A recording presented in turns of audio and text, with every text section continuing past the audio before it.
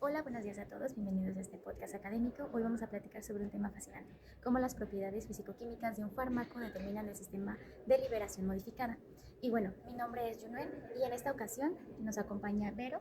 Y bueno, qué gusto tenerte aquí. Hola, John, muchas gracias por la invitación.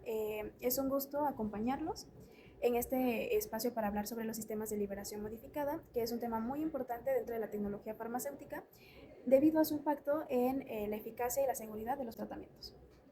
Coincido totalmente contigo, Vero. De hecho, sabiendo que estarías aquí, pues lanzamos una pregunta a nuestra audiencia y justamente la que causó más intriga dentro de nuestra comunidad fue que por qué algunos medicamentos se toman una sola vez al día, mientras otros medicamentos necesitan tomarse cada 4 horas.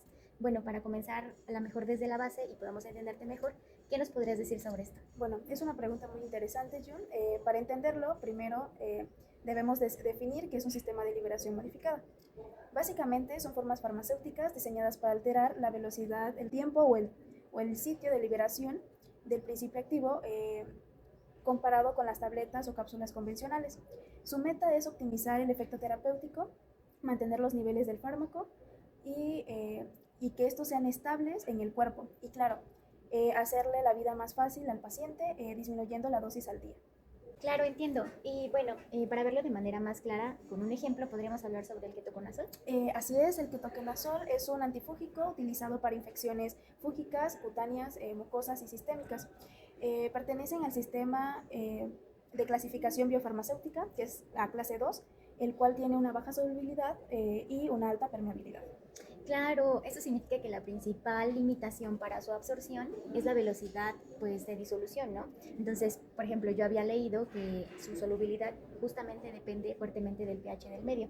¿Podrías como explicarnos un poco más sobre esto? Así es, el ketoconazol es una base débil en el estómago gracias al ambiente ácido. El fármaco se ioniza, lo que aumenta muchísimo su solubilidad. El problema viene cuando pasa al intestino. Ahí el pH sube, el fármaco pierde esa ionización, se vuelve muy lipofílico y tiende a precipitarse. O sea, prácticamente se vuelve insoluble otra vez y disminuye su absorción en el organismo. Wow, ahora entiendo. Justamente por eso los pacientes que tienen problemas gástricos y que usan este tipo de medicamentos como el omeprazol, el pantoprazol, entre otros, pues pueden reducir justamente esta absorción y aumenta, porque pues supongo que aumenta justamente el pH gástrico, entonces pues se ioniza menos y se disuelve menos, entonces pues hay menos buenos o más bien disminuye la biodisponibilidad, ¿no? Exactamente, ahí es donde entran los sistemas de liberación modificada como una estrategia farmacéutica importante. Estos sistemas pueden diseñarse para controlar el sitio y la velocidad de liberación del ketoconazol, buscando mantener una concentración más estable y mejorar su biodisponibilidad. Ok, entonces justamente no solo importa el principio activo, sino también pues la formulación en general, ¿no? Exactamente, y para entenderlo debemos analizar ciertas propiedades físico-químicas del fármaco. Por ejemplo, ya mencionamos la solubilidad, que en el caso del ketoconazol es baja en medios con pHs elevados. Otra propiedad muy importante es el pK, ya que determina el grado de ionización del fármaco dependiendo del pH en el que se encuentra. Ok, bueno, eso es claro. Entonces, porque al estar ionizado, justamente aumenta la solubilidad, como habíamos dicho, pero cuando vuelve a su forma no ionizada, mejora más la permeabilidad, pues a través de estas membranas biológicas, ¿cierto? Y esto nos lleva a un parámetro muy importante, el log-P, que mide la lipofilidad del compuesto. En este caso, el ketoconazol tiene un log-P relativamente alto, lo que significa que posee buena afinidad por membranas lipídicas y por eso tiende a tener una alta permeabilidad. Ok, pero entonces existe una especie como de equilibrio porque pues si el fármaco es muy lipofílico, pues puede atravesar fácilmente las membranas, ¿no? Entonces, aunque también puede presentar pues problemas de solubilidad, ¿no? Así es, en la formulación farmacéutica siempre existe ese balance entre solubilidad y permeabilidad. De hecho, muchas veces un sistema de liberación modificada se diseña precisamente para compensar esas limitaciones físico-químicas. Además del norte, la solubilidad, pues también encontré que la estabilidad físico-química también del ketoconazol pues puede verse afectada. por factores como la humedad, la temperatura y pues el pH. Sí, y eso es muy importante porque un fármaco inestable puede degradarse antes de ejercer su efecto terapéutico. Por eso algunos sistemas de liberación modificada también funcionan como un mecanismo de protección frente al ambiente, ya sean gastrointestinales o frente a condiciones de almacenamiento, que también pueden influir factores ambientales. Ok, entiendo. Y bueno, justamente hablando sobre estos términos, también me llamó mucho la atención la del poliformismo, porque justamente pues existen diferentes formas pues cristalinas del mismo fármaco y pues estos pueden también modificar pues la disolución. Correcto. Existen dos formas cristalinas del ketoconazol que pueden presentar diferencias en estabilidad y solubilidad, impactando directamente en la biodisponibilidad. Incluso la higroscopicidad puede afectar el desempeño terapéutico, ya que la absorción de la humedad modifica propiedades como la fluidez, compactación y la liberación del medicamento. Entonces podríamos decir que todas estas propiedades fisicoquímicas pues son fundamentales para la selección del sistema de liberación modificada. Así es.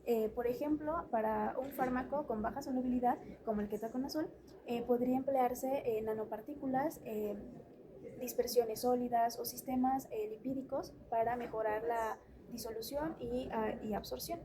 Mientras que otros fármacos muy solubles podrían formularse en matrices hidrofílicos para retardar su liberación. Y bueno, disculpa que te interrumpa, pero justamente hablando de estos sistemas de liberación modificada, ¿qué tipos de sistemas existen actualmente? Bueno, existen varios. Entre los más utilizados encontramos los sistemas de liberación prolongada, que buscan mantener niveles plasmáticos constantes durante más tiempo. Los sistemas de liberación como los recubrimientos entéricos que retrasan la liberación hasta llegar hasta el intestino, y sistemas de liberación modificadas, que estos están diseñados para liberar el fármaco a una velocidad específica durante un periodo determinado. Ok, y bueno, todos estos sistemas, aparte de las ventajas ya mencionadas, tienen algunas otras más para el paciente, ¿cierto? Sí, principalmente la adherencia terapéutica, porque disminuye la frecuencia de administración y reduce fluctuaciones plasmáticas, en muchos casos minimizan efectos adversos. Ok, y bueno, aunque también deben existir ciertas limitaciones tecnológicas, ¿no? Claro, algunos sistemas presentan procesos de fabricación muy complejos, costos elevados o riesgos como el dose-doping, que prácticamente consiste en una liberación rápida Al momento. Exactamente, y al momento lo que va a generar una toxicidad para el bien del paciente. Ok, y bueno, pues ahora que mencionas esto, justamente me gustaría pues analizar un poco más un caso aplicado. Por ejemplo, una formulación hipotética de ketoconazol en nanopartículas lipídicas. ¿Considerarías que sería una estrategia pues racional o tú qué opinas?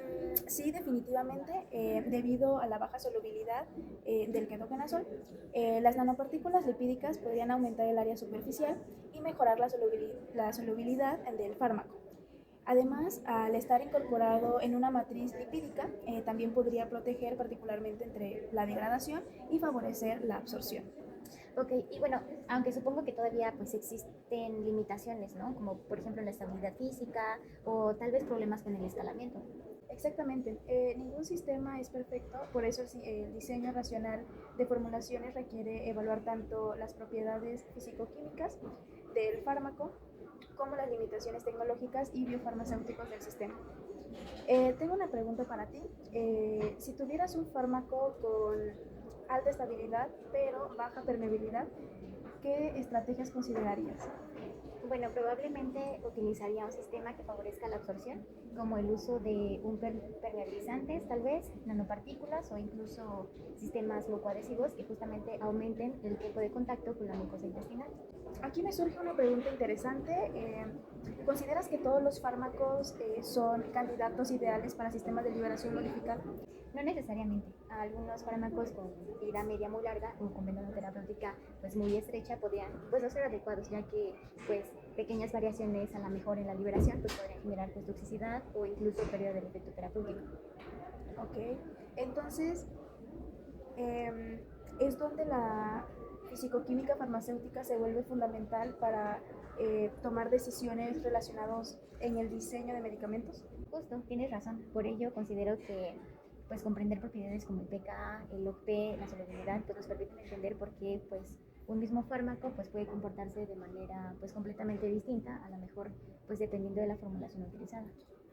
Yo creo que los sistemas de liberación modificada representan una herramienta muy valiosa para optimizar tratamientos. Aquí también implica desafíos tecnológicos importantes. Y justamente más allá de utilizar pues tecnologías avanzadas, pues el verdadero reto es diseñar pues más bien diseñar formulaciones racionales y justamente seguras para el paciente. Y bueno, muchas gracias por acompañarnos en este podcast académico y pues mostrar pues una forma pues más amplia, ¿no?, de estos sistemas de liberación modificada y pues sus propiedades.